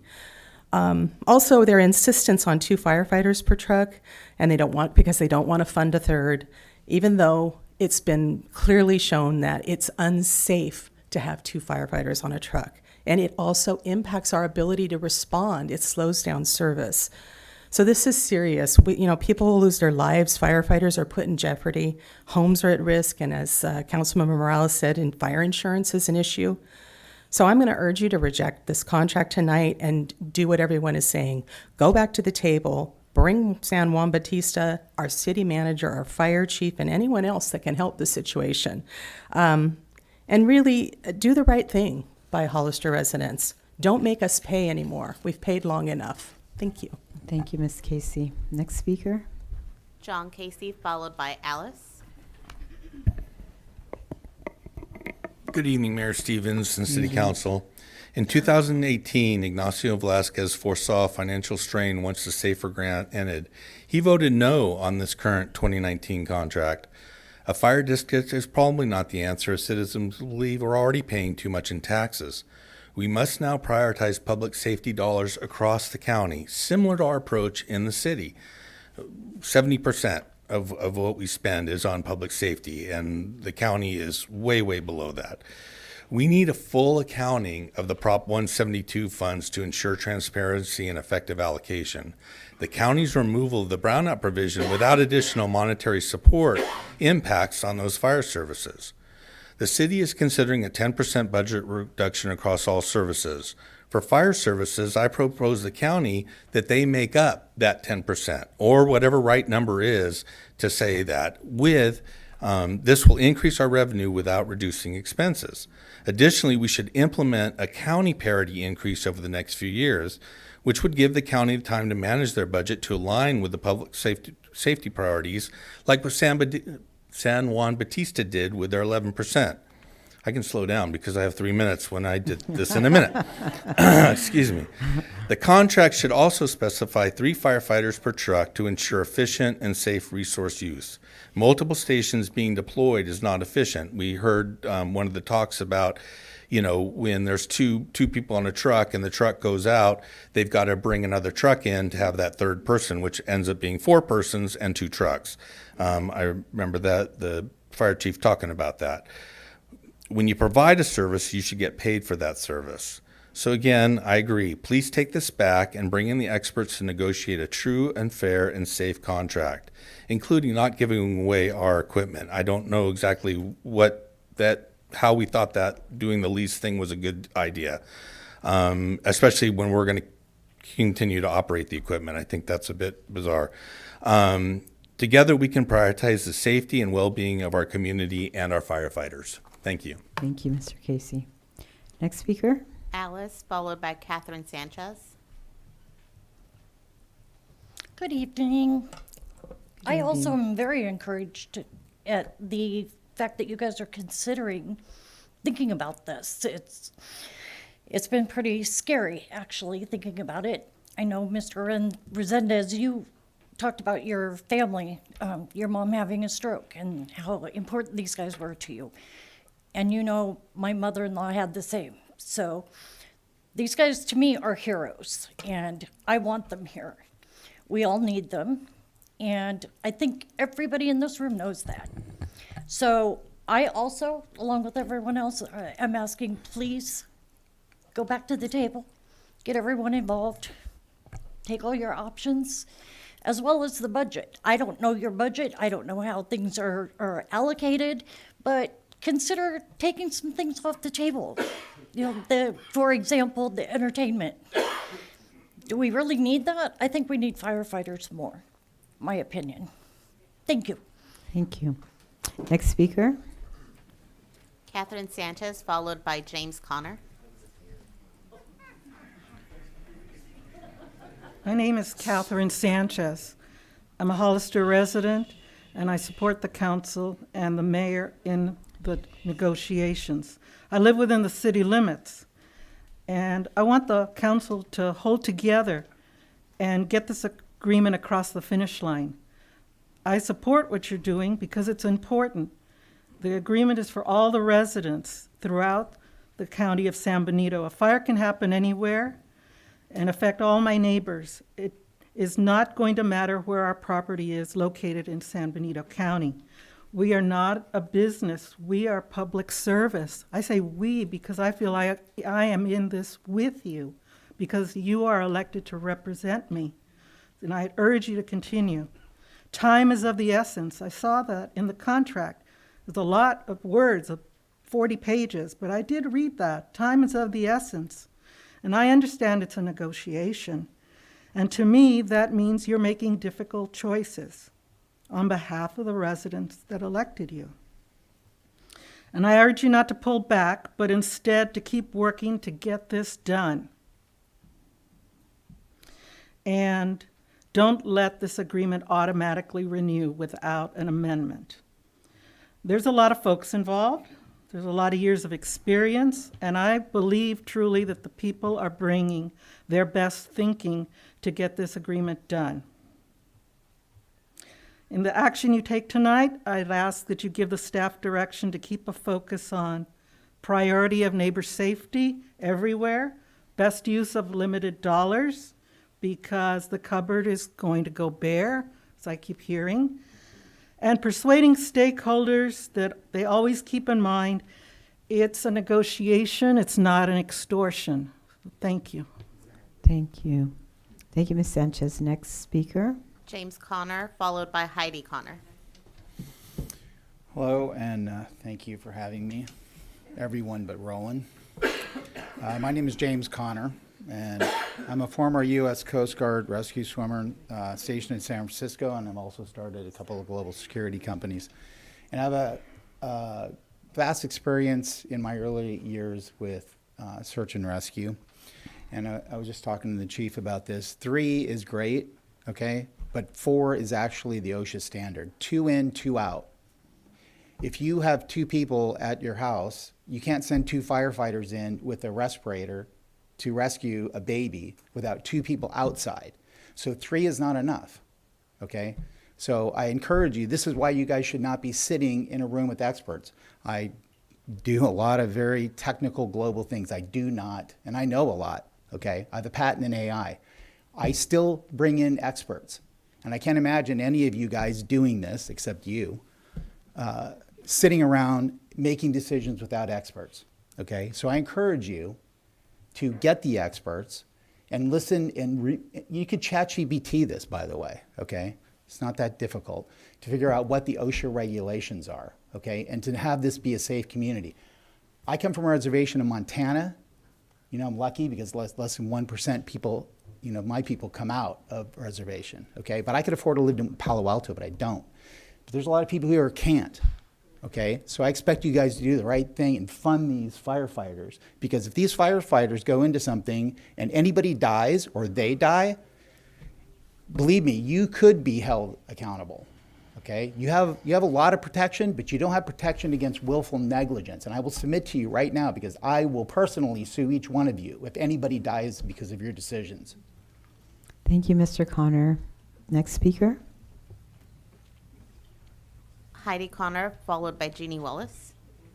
Good evening. I'm not as fiery as my husband. I was going to speak about something else, but I was traveling on 25 today and stopped just before the roundabout, because there was quite an accident going on. And as I got closer, I could see the trucks that say Hollister Fire and Rescue. It's not just fire, but it's rescue too. Floods, you're trapped in a building, you're stranded somewhere, you're in a terrible accident, and you need the jaws of life to get you out of the car. That's where these guys, that's what they're doing. And it's a hard job. And I can't imagine that we wouldn't staff it. Well, I think Hollister and Mr. Maroney have done an excellent job at staffing and money to make sure that we are safe. The county is not being a partner. The county does have money through Prop 172 and other areas, and they need to come to the table. Thank you, Mayor Stevens, for questioning, and also Councilman Picha, for questioning the gap. And now that it seems to be very well illustrated, this gap of money, you need to go back to the county and say, we need to have more, because 2 people is not enough. And our community is precious. Our community is deserving the fire services and the rescue services that we are given with these gentlemen back here. So thank you very much. Thank you, Ms. Connor. Next speaker. Jeannie Wallace, followed by Terry Clark. Good evening, council members and Mayor Stevens. Perhaps all of this has come about from good intentions, but meetings to negotiate contracts of this importance should not take place without the inclusion of the fire chief and other firefighter representatives who have expertise regarding the services they provide, and without the inclusion of the city manager and others with expertise regarding the city budget. This is not a good contract. It's not good for the city. It's not good for the residents, and it's not good for our firefighters, to whom we should at least show the respect to include in the actual negotiations. There is no urgent timeline here. Please demonstrate the concern you owe Hollister residents and the respect you owe city staff and our firefighters by pausing this decision so that you can engage in a more thoughtful and responsible process that includes them. I don't know how you can look out on the firefighters in this room tonight and do anything else. Thank you. Thank you, Ms. Wallace. Next speaker. Terry Clark, followed by Samuel Ramos. Okay. Last Tuesday, I had a little bet and I lost, so I'm going to try to stay calm and not cuss. You're good. Okay? You're Didn't work good. out too good last night. I lost money to my daughter. Okay. First question is, that really grinds me, is fire impact studies. What are those? Why are we doing fire impact studies? Those cost thousands of dollars. You got hills, you got trees, you got brush. What's there to study? And there's thousands of dollars spent on studies, okay? That's one problem. You guys could cut a whole lot of other programs that we probably don't need in this city. I kind of agree with Morales over there that you guys do got to get with the county. The county's got to start paying their fair share too. So the fires, the fire department, the county, CAL FIRE, and the police, I mean, they're here to keep us safe. They're here to protect us, take care of us, no matter what it is. And I mean, if you guys can't handle it, or if the county can't handle it, I got a good, I got a good, drawing a blank. I got a I can solve that. Okay. Why don't we privatize this? Because if we privatize this, we'll put the money in our hands, and we could put it out. We'll pay the firemen. They'll probably get a bigger raise, and we'll take care of it, and we'll make money off our interest. Because there's a lot of money spent that shouldn't be spent in a lot of programs.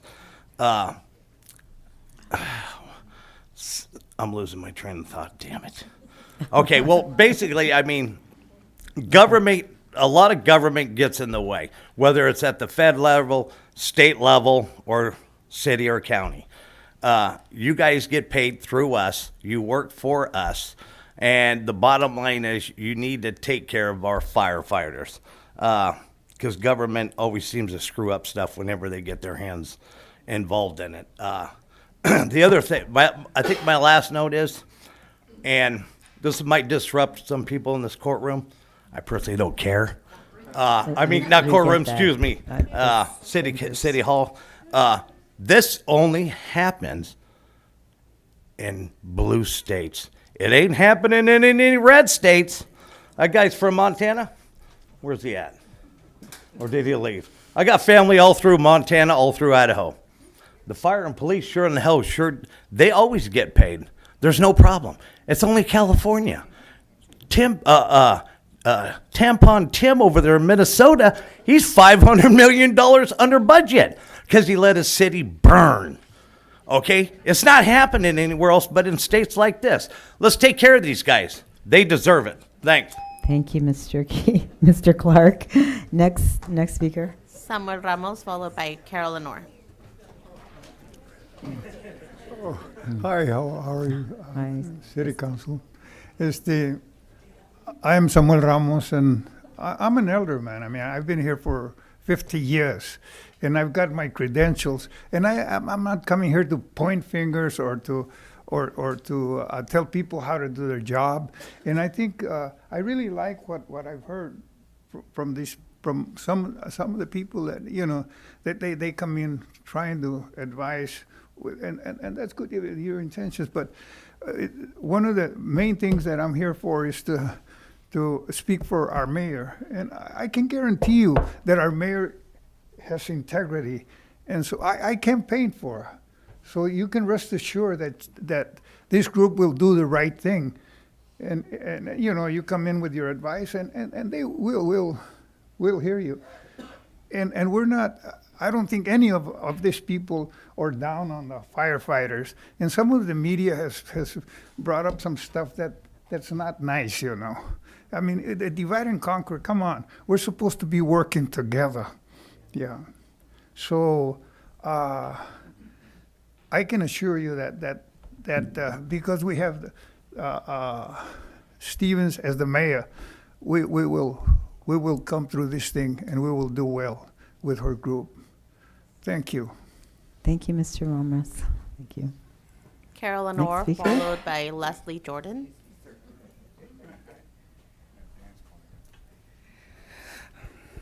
Okay, I'm doing much better at this meeting than I did the board. Probably owe Colin an apology, but I wasn't doing any more than the rest of the folks. I said tonight I would be quiet, though, so I am. Look, I just would really like you to And the same thing that they said, just roll it back a bit and do those negotiations. You know, when Marty Richmond and I did the last tax sharing agreement, we had the city manager and the CAO in there in the ad hoc committee. We knew we had to have them. The Measure E Oversight Committee that I served on for 5 years, well, we knew the finance director had to be in there because he knows all about the finances. So I just wanted to ask maybe the city manager if you could run down some numbers for Measure W. I'm having a hard time that the city's in such dire straits, considering how hard we all worked on the Measure W and the commercial center over there that I know is bringing in sales tax at a very high rate at 9.25. Something's wrong here. We should not be broke. But if we are broke, it's my opinion. I've watched the last 2 years the city rehire executive management, and boy, we needed it, but it costs a lot of money. I know your salary's up, and I'm not talking public safety. You have a lot of people you had to replace. People retire, you hire new ones. You had so many vacancies of department heads, and now you have the people here, which I really like. Costs money though. So I just want you to start over and look, I want to like you, but you're too close to Ignacio, and I do not like him. Okay, so that's a strike for you against me. I just want you to fight for us, the city, and yes, work for the county. Did you know I worked for the county 10 years before I came to the city? And I grew up on a large cattle ranch, so I know a lot about South County. But just do us fair. I'd like to see obviously the chief and the city managers and the CAO acting in the county in there. You need the money people in there so you do know what you can do. You don't know what you can do. You got to have those folks in there. I couldn't even tell you. I always listen to the people that know, really do. You pay them, so use them. Then also 2 on a fire engine. So I was at the meeting, I told the fireman, 2 on a fire engine, was that the driver and 2 guys? He said, no, it's 2 guys. I said, how's that work? I go, he goes, we roll up and one guy runs off to, I guess, check it out. And I said, and what's the other guy doing? Well, I go, who's getting the hoses out? He goes, the other guy's getting the hoses out. And then he goes and fights the fire and the other guy's got to run the pump. 2 people, no good. I like to see 4. Thank you. Thank you, Ms. Lenore. Next speaker. Leslie Jordan, followed by Kevin Barcelos. Mayor Stevens, Council, thank you for the opportunity. The City of San Juan Bautista City Council negotiated in good faith last year with the former council. On March 18th, we asked to be part of the negotiations. City Manager, I appreciate the entire roadshow that you have gone through the last week and a half. Thank you for bringing all of the options forward. We, the city, appreciate that. We ask that y'all come back, bring us back to the table. Councilmember Morales, thanks for reiterating your points, valid points that I think everybody should heed. The city of San Juan Bautista is just asking that we be allowed back to the negotiations with everybody. Thank you. Thank you, Mayor. Next speaker. Kevin Barcelos, followed by Maureen Nelson.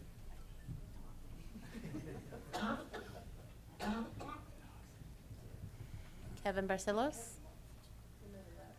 Maureen Nelson, followed by Bridget Bowman Thorpe.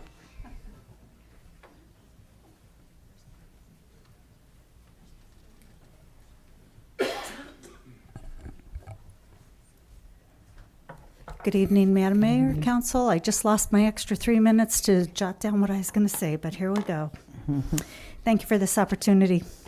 I have the great pleasure of living on a street with 9 first responders, whether they be in the fire department, whether they be on 9/11. I have 9 within a span of 8 houses. So I speak with love to those that are taking the call. I think we need to bring all stakeholders to the table, the city, the county, San Juan Bautista, the fire department. Bring all stakeholders. Everybody should have a voice because everybody is responsible. They're responsible for their duties. They're responsible for their representation. They are responsible not only to you, but they're responsible to every citizen within San Juan Bautista County. So that's number one. I'm a little confused on how we're separating our costs. And I'm also a little confused, and I say this honestly, I don't understand, I don't know all the facts, but we talked about earlier that we had approximately 1,400 miles of land in San Juan Bautista, not San Juan Bautista, San Benito County. Are we, as a city and a county, responsible for all of the open space that isn't inhabited by humans, or is that not CAL FIRE? I'm a little confused there, but that's my problem because I'm not educated in that in particular. I think we got to look at the structure of separation based on population. I'm a little upset with my own home builder, I'll be honest. I didn't know everything when I bought my house, but I happen to live in Santana Ranch. I think that Santana Ranch builders needed to charge the full building fees to pay for services provided to their residents.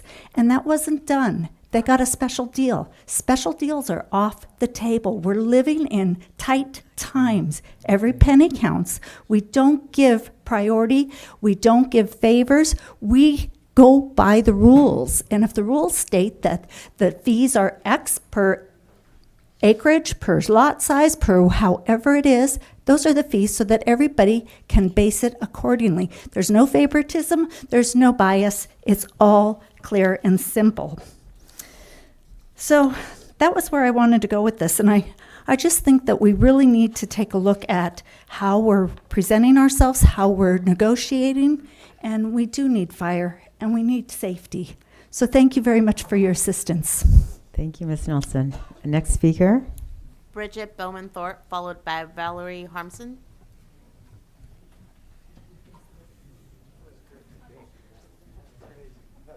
Hi, good evening. My name is Bridget Bowman-Thorpe. Thank you for your service. I know you have been been elected only for 3 months, and you inherited a reduced budget. You know, we heard from the city manager that you had to cut 10% of your budget, your city budget. And that's really a tough start, you know, to take over a city that had been mismanaged. In my opinion, you know, so I moved here 8 years ago, and I just seen how rapid this city and this county grows. Everywhere you go, you see new developments. Right now, we're building Willow Landing, we're building KB Home. Those homes are $700,000, $800,000. And I'm asking myself, where is the money coming to the city from this development? Those are not cheap homes.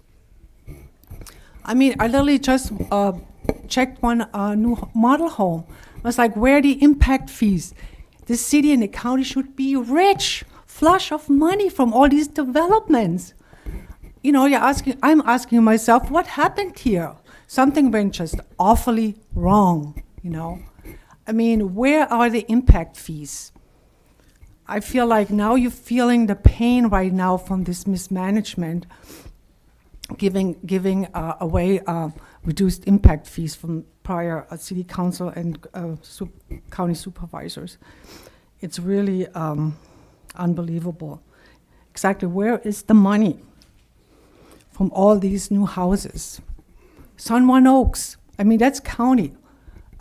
Santana Ranch, 1,100 homes. County should have money, city should have money by now to pay for firefighters, so we don't have to argue over if you can staff a fire station. That should have been not even happening, but you are in a bad position right now because of past horrible mistakes. That's my opinion. Thank you for your hard work. Thank you, Ms. Thorpe. Next speaker. Valerie Harmson, followed by Mary Schockhorn. Hi, good evening. I'm Valerie Harmson.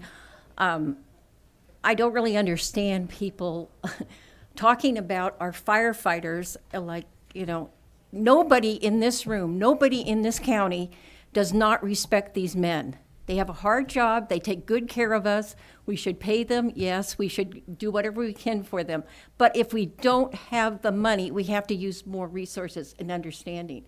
We've got a new mayor who's been here less than 3 months, and I've seen on social media people calling for her recall and supervisors recall. What are you talking about? This person cares about this city. These people are up there because they care about our city.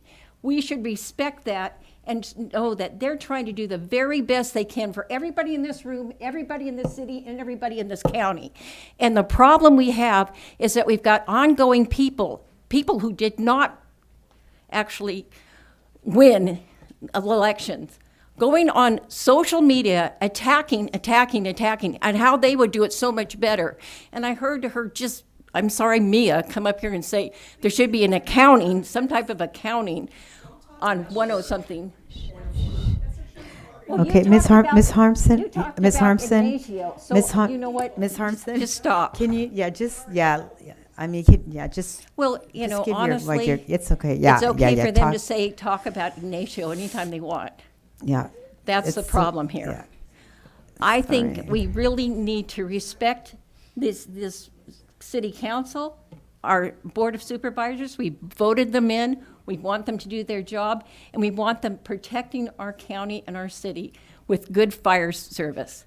They're talking about putting in 4 people. There's not enough people. Who's going to pay for this? I think we should definitely try to keep 3, but 4, I mean, we don't have the money. We don't have the resources.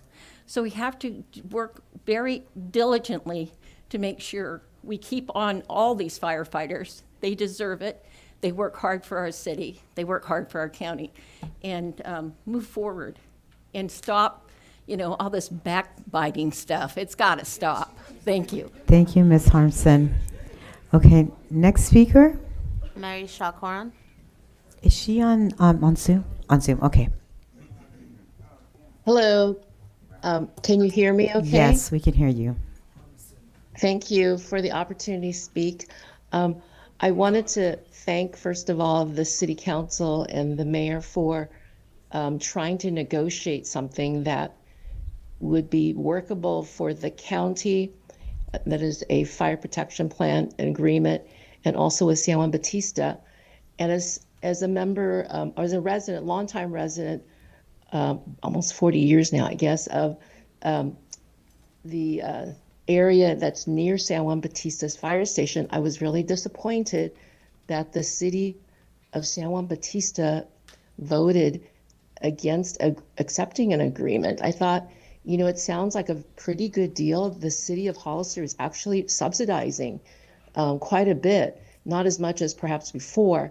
And I'm disappointed that the city of San Juan Bautista did not accept it as a resident that would be affected by that decision, since I'm near that firehouse.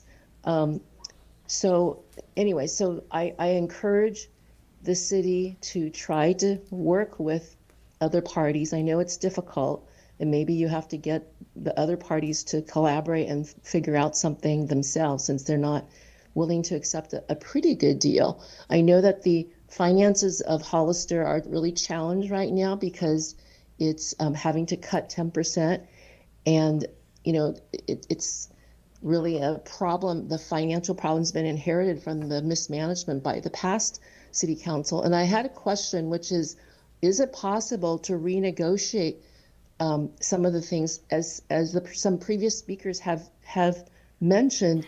There were some agreements with developers who made very lucrative deals.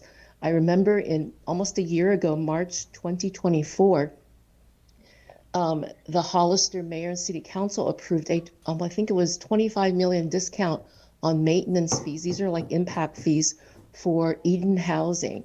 And I was there, and a number of other people were there to protest that discount. It would have provided a lot of money to the coffers of the city for fire and police service for 55 years, as well as road maintenance. And unfortunately, the past mayor and city council approved that discount. Is it possible to renegotiate things like that? Those are the kinds of ongoing sort of loss to the fire and police budget. That's for 55 years. So my question is it possible to review some of these impact fees that were negotiated by past city councils to bring more revenue to Hollister City? So that's my question. And I hope that in the future, the city will be more cautious in its negotiation. Thank you, Miss Shaw Cohen. Next speaker? We have no more speakers, ma'am. Okay. Thanks for everybody's comments. I'm going to close comments. I'm going to close public comment session now. So let's come back and any other comments, questions? Does somebody want to entertain a motion? Any more discussion? Mayor, this item is for direction. Yeah, a motion isn't necessary. No motion. Okay, direction. Thank you. Thank you for that, clerk. I thought we were going to vote on an option, so thanks for clarifying that. Councilmember Resendez? Thank you, Mayor Stevens. So I just have a couple of final thoughts after hearing everybody speak. I'm not prepared to go over options yet, but I'm willing to entertain it when my colleagues are. So again, just to recap from everybody, thank you again to all the public members that came out here. Thank you to our staff for coming out here. Thank you, City Manager. I know you've been working really hard on this, and I appreciate that. So again, we are having a budget issues, right? And this council inherited those issues. And thank you to the last speaker for reminding me that yes, the previous council gave a huge $25 million plus discount that came out of the CFD funds that is supposed to go to fire. That's going to impact us later on down the line as well, right? So we have to, let's be realistic about those things. Number two, I heard from multiple speakers up here that we need to work together. They're optimistic that we're going to work together. I think I said that at the last meeting that when Vice Mayor was talking about what his vision for our city and for the firefighters were, to please believe in that vision, work with us, sit down at the table with us so we can have those conversations. And then we have to remember that, yeah, everybody has to pay their fair share. Everybody's talking about the counties not paying their fair share. The county's not paying their fair share. Don't forget, San Juan Bautista rejected the proposal, all 5 council members, and insulted our staff with profanity. Two council members did that. The county actually passed the contract. The county actually passed the contract with a 3-2 vote. Sorry, am I saying that correctly?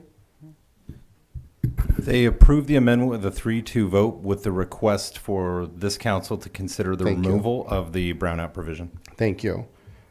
So let's keep the facts straight. Let's not try to spin things. Let's stop with the division of the community and stop trying to, frankly, okay, I'm not going to go there. Thank you. All right, thanks for that reminder. Thank you. One more quick thing, Mayor Stevens. We have an obligation as city council members here to not only ensure the safety of our residents, but to be fiscally responsible about that too. So I'm optimistic by what I'm hearing here.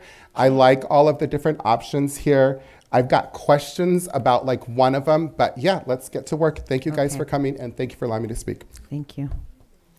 Comments or questions? Yeah, I just have some quick comments. Okay. So it's been a busy week. We've heard a lot from the community. There are a lot of concerns, right? There are a lot of concerns. Heck, on Monday, I asked a silly question, and all you guys were like, come on, man, we're busy all the time. There's no off season for fire. It might peak in the summer, but it's not like in the winter. We're not responding to calls for a wrecked vehicle or something on San Felipe or 25. And I felt sheepish about that. I'm like, man, I felt like a silly thing to even ask or say. But I called the Captain Josh Pacetta out at Station 2, and I asked him if I could just stop by, talk to some of the firefighters. A few of them are here today. And it was super eye-opening. I mean, they have a room in that facility that doesn't get any use. Every other room in Station 2 gets use. You know what the room that gets no use? It has a TV in it, and it has like 5 chairs that no one ever sits in, and a TV no one ever watches. Every other room in that facility is used for sleeping, washing clothes, working out to stay fit. I mean, there's literally no downtime. I was there Wednesday. I was there for probably like 3.5 hours. We went on a couple of calls in that time frame. We got to visit Station 3 and speak to some of the firefighters out at Station 3.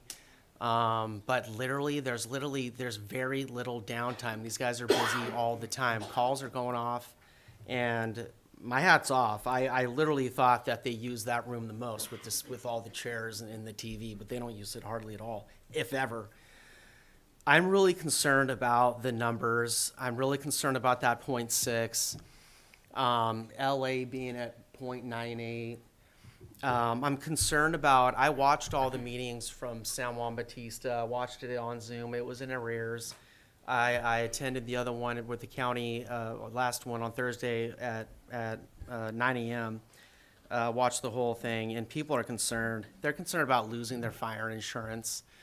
I'm concerned about that little girl I heard about at school, and she lost her vision because she lost oxygen to her brain. There's this golden hour. It was just golden minutes.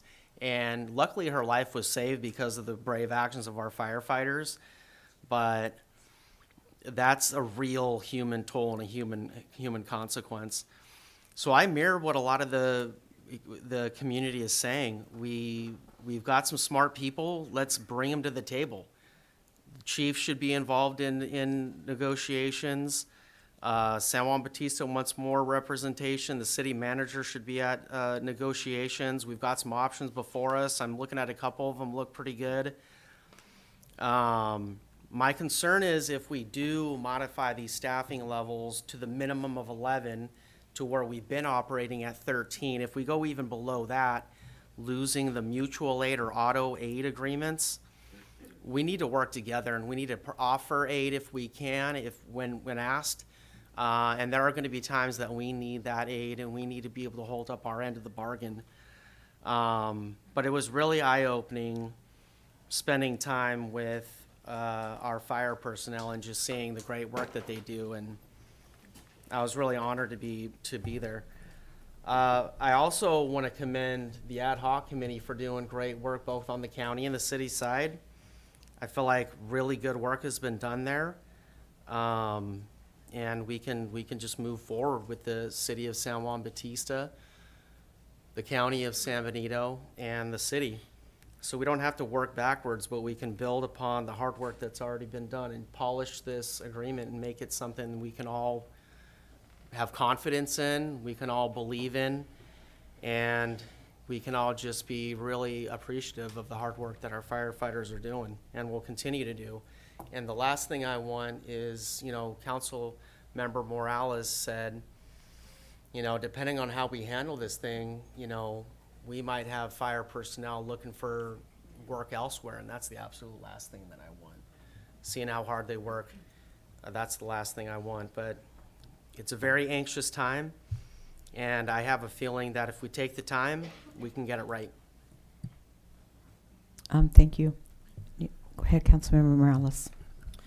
Yes, I appreciate option E, which would require a minimum of 3. Ideally, it would be 4, but I think to have terms that would have a minimum protection for our staff and our community, for the city to prepare a set of proposed terms to treat the county and San Juan Bautista as a partner, to have a comprehensive price and set of terms, the terms prepared in partnership with the Hollister Fire Negotiations Ad Hoc Committee, the fire chief, the fire union president, and city management, the county of San Benito and San Juan Bautista to work together to develop a partnership to meet proposed terms. Each agency to provide the city of Hollister with one-time payment for fiscal year 24-25 within 30 days as a token of good faith, and compensate the city of Hollister for financial impacts during the negotiation process. I also would like to see that we work diligently and have the inclusion of a 90-day provision to complete negotiations, potentially retroactivity for compensation, and then and that would be my ask and recommendation. Okay, thank you. Thank you, Councilmember Morales. Go ahead, Councilmember Thank you. Resendez. Thank you so much. I had a question, Mr. City Manager. To Councilmember Morales' point, what's the difference between retroactivity for compensation and then the one-time payments? Is the one-time payments already in option E? So that's what we'd be looking for direction on. So depending on the time frame, you could say it's essentially one or the other. You know, if you're going back and it's something quick, do we look at retro? If you look at the timing on this, within, you're saying within 90 days, we're into the next fiscal year. Mm-hmm. So at that point, if you're close and it's within the fiscal year, do we look at retroactivity? Or if we roll into the next year, let's say it's close in July, something to that extent, then you're basically budgeting the new amount with a retro payment for the past, right? Because we're so close to the fiscal year, it's potato, but at the end of the day, it all kind of depends on timing. So I guess, we would look at, do you want retroactivity when we build it? The other piece, as it's written here, is do you say, to even start this, you need to pay us. You need to pay us. We just went a whole year, and the whole reason you did the 270 in the first place, or the group before, was that negotiations were stalling out. There were requests to meet and move forward. There was, let's look at a fire district. At that time, the study was just beginning and starting, and that work was just starting. That wouldn't have made this next election. So you're looking at 3 years. So let's talk about truing up in 3 years, right? And we're about a year and a half into that conversation. So I get it. There's a lot of emotion in the room. There's a lot of folks that have spoken tonight. At the end of the day, that's been a very beneficial strategy, quite honestly. Let's talk about that later. Well, we're a year and a half into that. So that's to my point. Which option says that, or which language? I want to be very specific about that. You just said, right? I'm not going to say we wasted, because we're working through it. We learned it's negotiations, right? But I'm not willing to keep fitting the bill, or subsidizing is the favorite word we're using tonight, for the county or for San Juan until they pay us what they owe us. So that would be option E. I did hear the 90 days to the table. Okay. I did not hear if you wanted to also include the 270-day Yes, provision. Absolutely. With the 90 for days. both the city and the county. So what that idea is that you would have a 270 and say, we're reaching terms by day 90. And that's something that you can discuss further. But by day 90, for example, you're getting there, right? Because otherwise you create other issues with a 270 if you reach a deal on day 265. That's not fair to our employees who are then, at day 240. I mean, come on, what are you going to do? You're going to say, I'm out, or I'm going to start polishing up my resume. And I think that we need to be mindful through this whole process of the staff, right? We've heard about 3, we've heard about safety, we've heard about, time frames. All of that matters when that's how you're feeding your family. And so that's where that provision is of, let's not wind this all the way out to 270 if that's the route you're going. Let's get it done. Perfect. So if I'm hearing this correctly, and again, I'm prepared to make a motion, but I want to hear from my colleagues. We don't need a motion. We just need direction. Oh, there we go. Yeah. That's right. Thank you, Mayor Stevens. Option E includes the language that you need to pay up before we entertain moving forward. What Councilmember Morales stipulated to was the 90-day provision to put a hard stop to negotiations. And then the 270 is to protect the city, to protect the city's interests in case they keep kicking the can down the road, so to speak, right? And we have a hard stop in the month of December, I would imagine, right? The 270, you would be going back.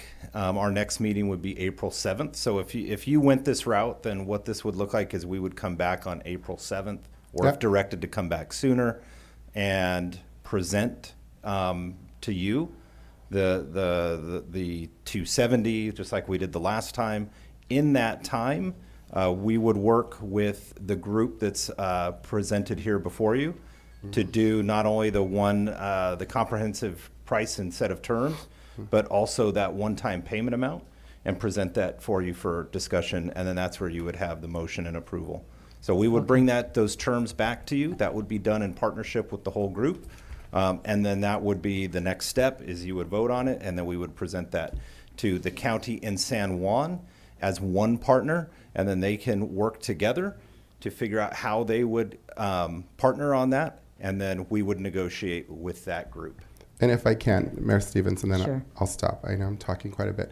The rationale is to put in some provisions that are going to protect the city of Hollister, the residents and the taxpayers, and to take us out of the equation of making the county and San Juan sort of, they need to negotiate their own terms. Let us know. And it's also putting timelines to those provisions so that you can negotiate the terms, and then you come back to us when you're ready as a united front. That's my reasoning behind. Yeah, think that. about it as, if I'm going to use easy numbers, it's $100. Whether they decide it's 80-20, 75-25, we're saying this is the cost, this is what we need, these are the terms, this is what we need to make this work. And then that becomes your point of negotiations. Yeah. Okay. And we Yeah. would do that in partnership with the group that you see up there.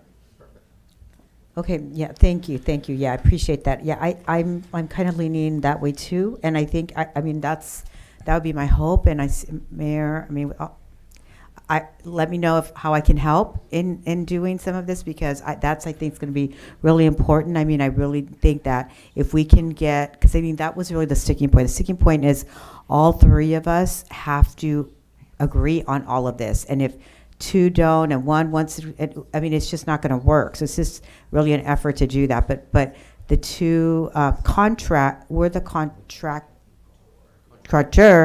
contractees have to agree. If you guys don't agree, then we're going to be back here again, right? So that'd be great. So let me know what I can do to help in that. And that's it. Okay.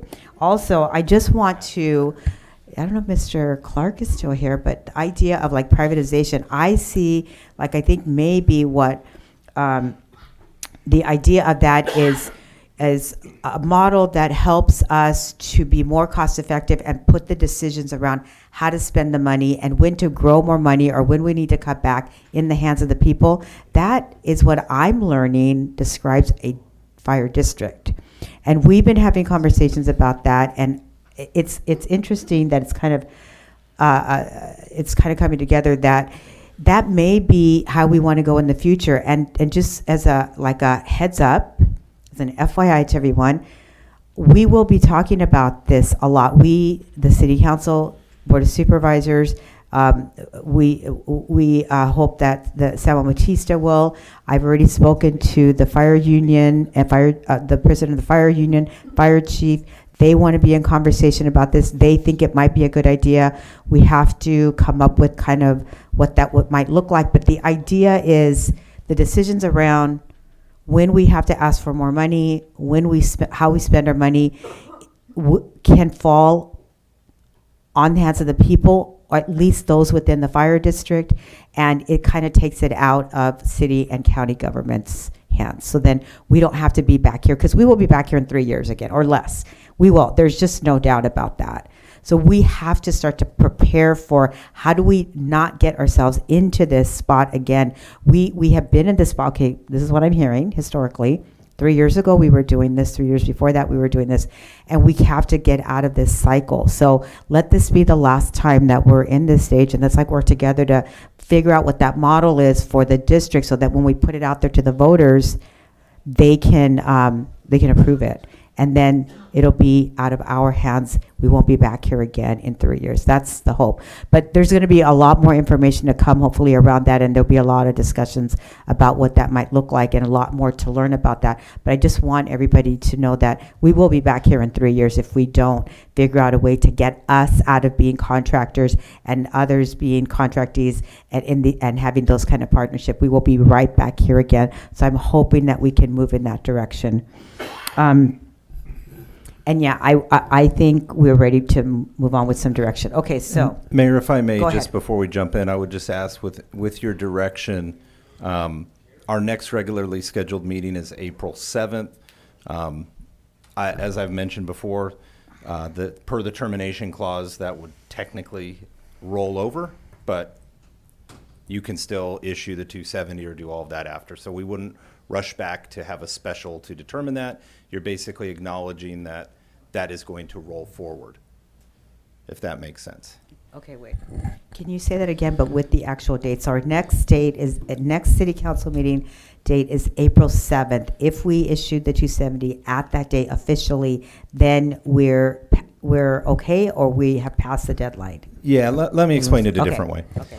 So the way that the contract works, it says it'll roll over to the next, it'll roll over one additional year, and it calls out the dollar amount of the rollover if you don't terminate the contract per the provisions of the contract, which is the 270-day clause.